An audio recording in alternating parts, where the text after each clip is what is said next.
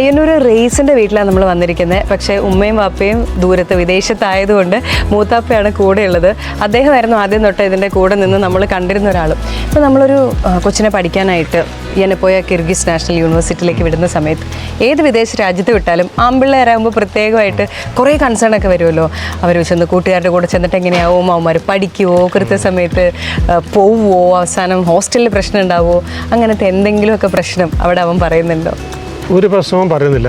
കാരണം എന്ന് പറഞ്ഞാൽ നമ്മളിപ്പോൾ ഈ ഫസ്റ്റ് തുടങ്ങുന്ന സമയത്ത് തന്നെ ഈ കോഴിക്കോട് ഒരു സമ്മിറ്റ് ഉണ്ടായിരുന്നു, ഒരു മീഡിയ വൺ ചാനലിൻ്റെ ഇതിൽ. അപ്പോൾ ഞാൻ അവനെയും കൂട്ടി പോയി, ഇപ്പോൾ പറഞ്ഞിട്ടാണ് പോയത്. പോയ സമയത്ത് ഒരുപാട് ഏജൻസ് ഉണ്ടല്ലോ, ഈ ഏജൻസൊക്കെ ഓരോരോ ഓഫറും കാര്യങ്ങളൊക്കെ പറഞ്ഞപ്പോൾ സത്യത്തിൽ അവനും ബോധിച്ചില്ല, എനിക്കും ബോധിച്ചില്ല. അപ്പോൾ ഞങ്ങൾ പിന്നെ പറയാമെന്ന് പറഞ്ഞിട്ട് തിരിച്ച് വരുമ്പോൾ വന്നിട്ട് എൻ്റെ ഒരു ഡോക്ടർ വരും, ഷാഫി എന്ന് പറയുന്നത്, ഏനപ്പോയിലെ ഡെൻ്റൽ കോളേജിലെ ഫസ്റ്റ് ബാച്ചാണ് പുള്ളി. പുള്ളി എൻ്റെ അടുത്തൊരു കാര്യം പറഞ്ഞു, ഏനപ്പോയി ഒരു ഫോറിൻ എബ്രോഡ് യൂണിവേഴ്സിറ്റി എന്തോ പരിപാടി ഉണ്ട്, എന്താണെന്ന് അറിയില്ല, ഞാൻ അന്വേഷിച്ചിട്ട് പറയാമെന്ന് പറഞ്ഞു. മൂപ്പർ അന്വേഷിച്ച സംഭവം ഉണ്ടെന്ന് പറഞ്ഞു.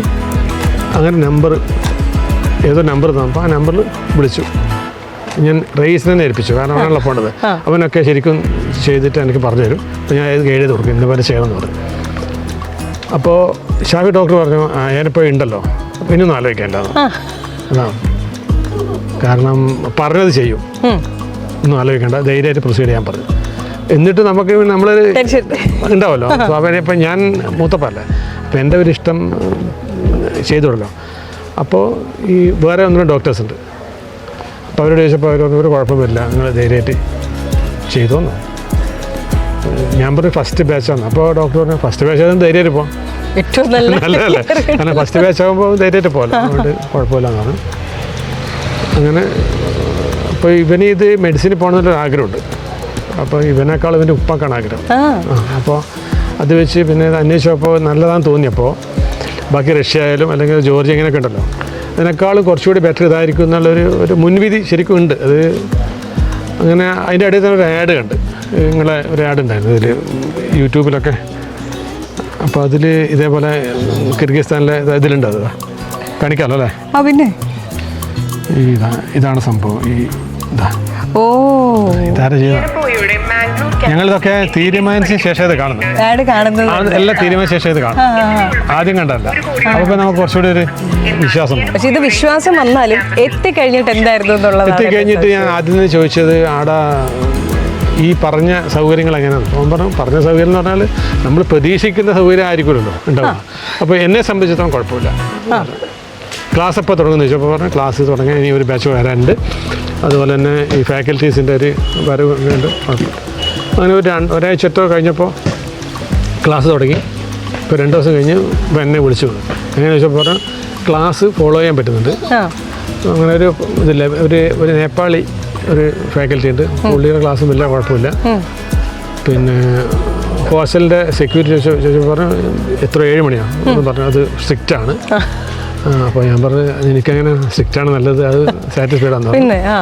പിന്നെ ബാക്കി പിന്നെ ഈ ഫുഡിന് ഞാൻ ചോദിക്കാറില്ല, കാരണം നമ്മൾ കൺസേൺ ഫുഡല്ല, വേറെ ഇപ്പോൾ ഒരിക്കൽ ഇതിൽ പറഞ്ഞിരുന്നു നമ്മൾ ഭക്ഷണം കഴിക്കാൻ പോകുന്നല്ലോ, പഠിക്കാനല്ലേ, അതാണ് പ്രിവിലേജ്. എനിക്കിഷ്ടമായിരുന്നു. അപ്പോൾ ഞങ്ങളടുത്ത് പറഞ്ഞു നിനക്ക് എന്ത് വിഷമമുണ്ടെങ്കിലും നീ എന്നെയാണ് അറിയിക്കേണ്ടത്.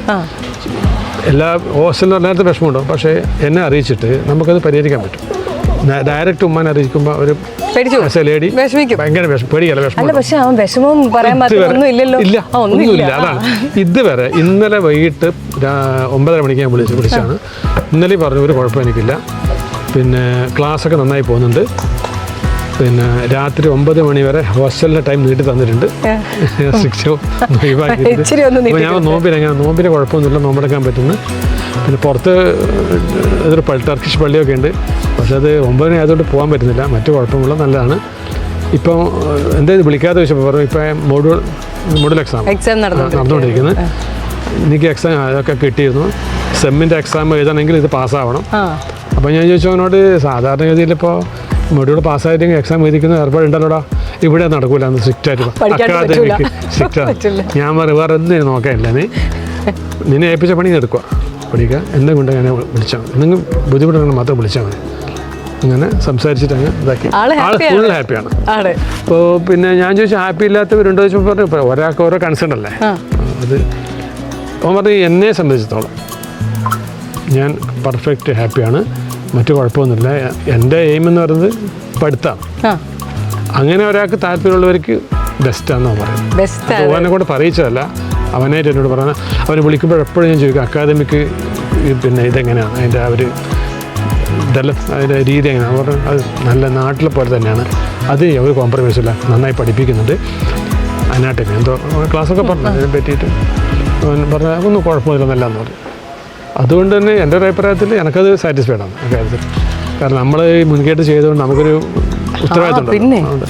അങ്ങനത്തെ വിഷയമൊന്നുമില്ല, ധൈര്യമായിട്ട് ഇത് സത്യമാണ് ഞാൻ പറഞ്ഞത്. കാരണം കുഴപ്പമില്ല.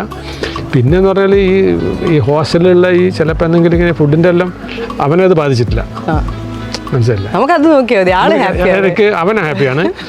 നമ്മൾ എന്തിനാണ് നമ്മൾ പോയത്, ആ പോയത് പിന്നെ അച്ചീവ് ചെയ്യാൻ പറ്റും എന്നുള്ളൊരു ഉറപ്പ് അവനുണ്ട്. പിന്നെ പഠിക്കുന്നതിനും അതല്ലെങ്കിൽ ബാക്കിയുള്ള നമ്മൾ നോക്കേണ്ടത് ഇപ്പം ഫാക്കൽറ്റീസിൻ്റെ പ്രശ്നം, പഠിക്കാനുള്ള ക്ലാസ്സിൻ്റെ വിഷയം, അങ്ങനത്തെ ഒരു കോംപ്രമൈസിൽ ക്ലാസ്സൊന്നുമല്ല. നമ്മുടെ നാട്ടിലുള്ള നിങ്ങൾ ഒരു കാര്യം പറഞ്ഞു, ഏനപ്പ യൂണിവേഴ്സിറ്റീൻ്റെ ഇത് മംഗലാപുരം ക്യാമ്പസ്, അത് എപ്പോഴും ക്യാമ്പസ് മാത്രമേ വ്യത്യാസമുള്ളൂ. ബാക്കിയൊക്കെ നിങ്ങൾക്ക് ശരിക്കും ഇത് കൺസീവ് ചെയ്യാൻ പറ്റുന്നതായിരിക്കും എന്ന് പറഞ്ഞത് ഒരു 90% ഞാൻ സാറ്റിസ്ഫൈഡ് ആ കാര്യത്തിൽ. 90 നമ്മൾ തുടങ്ങി 100 നമ്മൾ എത്തിക്കും, ഇതാ പറഞ്ഞേ. നമ്മളൊരു സ്ഥലത്തോട്ട് ആളെ പഠിക്കാൻ വിട്ടിട്ട് കാര്യമില്ല, അത് കഴിഞ്ഞവരെന്ത് ചെയ്തു എന്ന് അന്വേഷിച്ച് കൊണ്ടേയിരിക്കണം. ആ അന്വേഷണത്തിൻ്റെ യാത്ര നടന്നുകൊണ്ടിരിക്കുകയാണ്. നമ്മൾ റൈസിൻ്റെ വീട്ടിൽ പയ്യന്നൂരിൽ നിന്ന് അടുത്ത വീട്ടിലേക്ക് പോവായിരുന്നു.